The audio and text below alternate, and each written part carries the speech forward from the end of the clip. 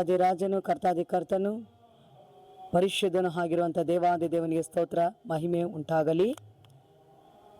ಈ ಬೆಳಗಿನ ಜಾವದಲ್ಲಿ ಒಂದು ವಾಕ್ಯವನ್ನು ನಾವು ಓದಿಕೊಳ್ಳೋಣ. ಪ್ರೀತಿಯ ದೇವಜನರೇ, ಯೋಹಾನ್ ಬರೆದ ಸುವಾರ್ತೆ 11ನೇ ಅಧ್ಯಾಯ ವಚನ 4. ಯೇಸು ಇದನ್ನು ಕೇಳಿ, ಈ ರೋಗವು ಮರಣಕ್ಕಾಗಿ ಬಂದದ್ದಲ್ಲ, ಇದರಿಂದ ದೇವಕುಮಾರನಿಗೆ ಮಹಿಮೆ ಉಂಟಾಗುವಂತೆ ದೇವರ ಮಹಿಮೆಗೋಸ್ಕರ ಬಂದದ್ದು ಅಂದನು. ಆಮೇನ್, ಹಲ್ಲೆಲೂಯಾ. ಪ್ರೀತಿಯ ದೇವಜನರೇ, ಯೇಸು ಸ್ವಾಮಿಯ ಪ್ರಿಯ ಮಿತ್ರ ಲಾಜರ ಮತ್ತು ಮಾರ್ತಳ್ ಮರಿಯಳು ಲಾಜರ್ನ ಅಕ್ಕಂದಿರು. ಯೇಸು ಸ್ವಾಮಿ ಬೆಥನ್ಯ ಪಟ್ಟಣಕ್ಕೆ ಬರುವಾಗಲ್ಲ ಆ ಮಾರ್ತಳ್ ಮರಿಯಳ್ ಮತ್ತು ಲಾಜರನ ಮನೆಯಲ್ಲಿ ಇಳುಕೊಂಡು ಅಲ್ಲಿ ವಿಶ್ರಾಂತಿಯನ್ನು ತೆಗೆದುಕೊಂಡು ಆಮೇಲೆ ಅವರು ಮುಂದಕ್ಕೆ ಪ್ರಯಾಣ ಬೆಳೆಸ್ತಾ ಇದ್ರು. ಹಲ್ಲೆಲೂಯಾ. ಇದು ಸುಮಾರು ವರ್ಷಗಳ ಕಾಲ ನಡೆದಿದೆ. ಒಂದು ದಿನ ಲಾಜರನಿಗೆ ರೋಗ ಬರುತ್ತೆ. ರೋಗ ಬಂದಾಗ ಯೇಸು ಸ್ವಾಮಿ ಆ ಸ್ಥಳದಲ್ಲಿ ಇರೋದಿಲ್ಲ. ಅವರು ಸೇವೆಯ ಒಂದು ವಿಷಯದಲ್ಲಿ ಬೇರೆ ಕಡೆ ಇರ್ತಾರೆ. ಯೇಸು ಸ್ವಾಮಿಗೆ ಹೇಳಿ ಕಳಿಸ್ತಾರೆ, ನಿನ್ನ ಪ್ರಿಯ ಮಿತ್ರ ಲಾಜರನಿಗೆ ಭಯಂಕರವಾದ ರೋಗ ಬಂದಿದೆ, ನೀವು ಬಂದು ಅವ್ರನ್ನ ನೋಡ್ಬೇಕಂದ್ಬಿಟ್ಟು ಹೇಳಿ ಕಳಿಸ್ತಾರೆ. ಈ ವಿಷಯ ಯೇಸು ಸ್ವಾಮಿಗೆ ಮುಟ್ಟಿಸ್ತಾರೆ. ಆದರೆ ಯೇಸು ಸ್ವಾಮಿ ಈ ವಿಷಯವನ್ನು ಕೇಳಿ ಸಹ ಅಲ್ಲಿಗೆ ಬರೋದಿಲ್ಲ. ಅವರು ಹೇಳ್ತಾರೆ, ಯೇಸು ಸ್ವಾಮಿ, ಈ ರೋಗ ಮರಣಕ್ಕಾಗಿ ಬಂದದ್ದಲ್ಲ. ಹಲ್ಲೆಲೂಯಾ. ನೋಡ್ರಿ, ಇವತ್ತು ಲೋಕದಲ್ಲಿ ಎಷ್ಟೋ ಭಯಂಕರವಾದ ರೋಗಗಳಿದೆ, ವ್ಯಾಧಿಗಳಿದೆ, ಕಾಯಿಲೆಗಳಿದೆ, ಡಾಕ್ಟ್ರಿಂದ ಆಗದಿರುವಂಥ ವ್ಯಾಧಿಗಳಿದೆ. ಟಾನಿಕ್ಗಳು ಇರ್ಬೋದು, ಮಾತ್ರೆಗಳಿರ್ಬೋದು, ಮತ್ತು ಮೆಡಿಷನ್ಗಳಿರ್ಬೋದು, ಆಪರೇಷನ್ಗಳಿರ್ಬೋದು. ಇದರಿಂದ ವಾಸಿ ಆಗದಿರುವಂಥ ರೋಗಗಳು ಇದೆ, ವಾಸಿಯಾಗುವಂಥ ರೋಗಗಳಿದೆ, ವಾಸಿ ಆಗದಿರುವಂಥ ರೋಗಗಳು ಇದೆ. ಹಲ್ಲೆಲೂಯಾ. ಭಯಂಕರವಾದ ರೋಗಗಳು ಇವತ್ತಿದೆ.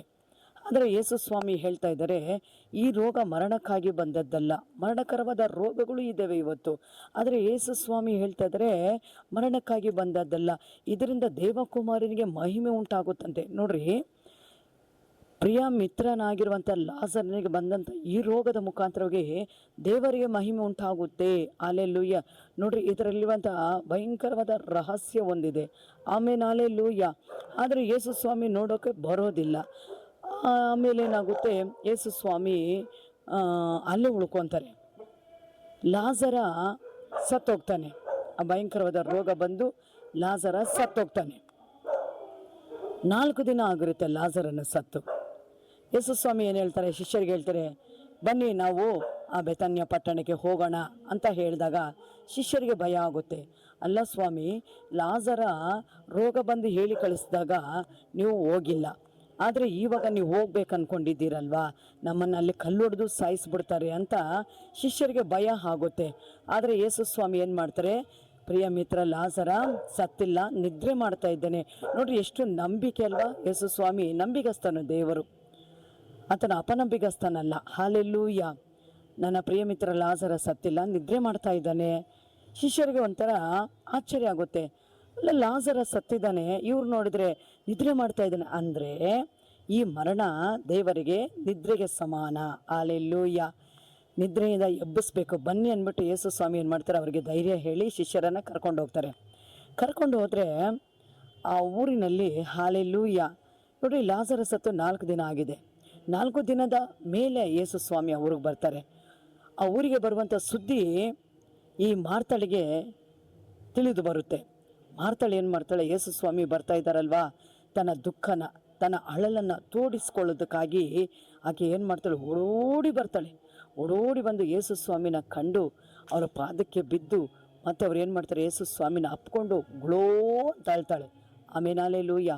ಹತ್ತಾಗ ಯೇಸು ಸ್ವಾಮಿ ಹೇಳ್ತಾರೆ, ಹಲ್ಲೆಲೂಯಾ, ನೀನು ನಂಬಿದರೆ ದೇವರ ಮಹಿಮೆಯನ್ನು ಕಾಣ್ಬಿ. ಹೌದು, ಹಲ್ಲೆಲೂಯಾ. ನನ್ನ ಮಿತ್ರನನ್ನೇ ಎಲ್ಲಿಟ್ಟಿದ್ದೀರಂತ ದೇವರು ಕೇಳುವಾಗ, ಸ್ವಾಮಿ ಅವನ ಸತ್ತು 4 ದಿನ ಆಗಿದೆ, ಹಲ್ಲೆಲೂಯಾ, ಅಲ್ಲಿ ಹೋಗೋದು ಬೇಡ ಅಂತ ಅಡ್ಡಿಪಡಿಸ್ತಾಳೆ ಮಾರ್ತಾಳು.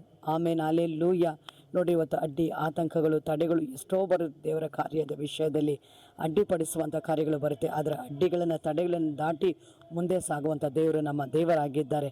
ಯೇಸು ಸ್ವಾಮಿ ಆ ಸ್ಥಳದಲ್ಲಿ ಬಂದು ಆ ಪ್ರಿಯ ಮಿತ್ರ ಲಾಜರನ ಸತ್ತಿರುವಂಥ ಸುದ್ದಿಯನ್ನು ಕೇಳಿ ಕಣ್ಣೀರು ಸುರಿಸ್ತಾನೆ. ಹಲ್ಲೆಲೂಯಾ.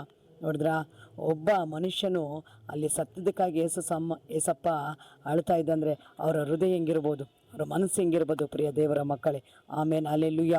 ಇವತ್ತು ಅನೇಕ ವಿಧವಾದಲ್ಲಿ ಮರಣಗಳು ಇವತ್ತು ಸಂಭವಿಸ್ತದೆ. ಆದರೂ ದೇವರ ನಾಮದ ಮಹಿಮೆಗೋಸ್ಕರ ಬರುವಂಥ ಮರಣಗಳು ಇದೆ.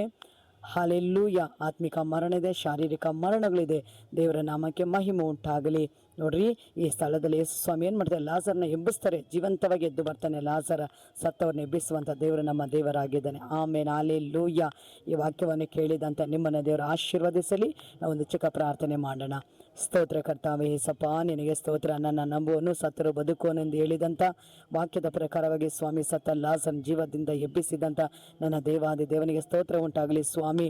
ಈ ರೀತಿಯಾಗಿ ಕರ್ತನೆ ಅಪ್ಪ, ಎಷ್ಟೋ ಮಕ್ಕಳು ಭಯಂಕರವಾದ ಮರಣಕರವಾದ ರೋಗದಲ್ಲಿ ಬಿದ್ದಿರುವಾಗ ಸ್ವಾಮಿ, ನಿನ್ನ ಚಿತ್ತ ಇಲ್ಲದೆ ಕರ್ತನೆ ಏಸಯ್ಯ, ಯಾವ ರೋಗ ರುಜಿನಗಳು ವಾಸಿ ಆಗೋದಿಲ್ಲ ಸ್ವಾಮಿ. ಹೌದಪ್ಪ, ನನ್ನ ಹೆಸರನ್ನು ಹೇಳಿ ರೋಗಗಳನ್ನು ವಾಸಿ ಮಾಡಿರಿ ಅಂತ ಹೇಳಿದ್ದೆಲ್ಲಪ್ಪ. ಅದೇ ರೀತಿಯಾಗಿ ಸ್ವಾಮಿ, ಸಮಸ್ತರುಗಳನ್ನು ವಾಸಿ ಮಾಡುವಂಥ ನನ್ನ ಕರ್ತನ ಕರಗಳಲ್ಲಿ ಒಪ್ಪಿಸಿಕೊಡ್ತಾ ಇದ್ದೀನಿ. ಪ್ರಾರ್ಥನೆ ಕೇಳಿ ಹಾಗೆ ಮಾಡಿದ್ದಕ್ಕಾಗಿ ಸ್ತೋತ್ರ. ಯೇಸು ಕ್ರಿಸ್ತ ನಾಮದಲ್ಲಿ ತಂದೆಯೇ, ಆಮೇನ್. ಈ ವಿಡಿಯೋ ನಿಮ್ಗೆ ಇಷ್ಟವಾಗಿದ್ದರೆ ಲೈಕ್ ಮಾಡಿರಿ, ಶೇರ್ ಮಾಡಿರಿ ಮತ್ತು ಸಬ್ಸ್ಕ್ರೈಬ್ ಮಾಡಿರಿ. ದೇವರು ನಮ್ಮನ್ನು ಆಶೀರ್ವದಿಸಲಿ. ಆಮೇನ್.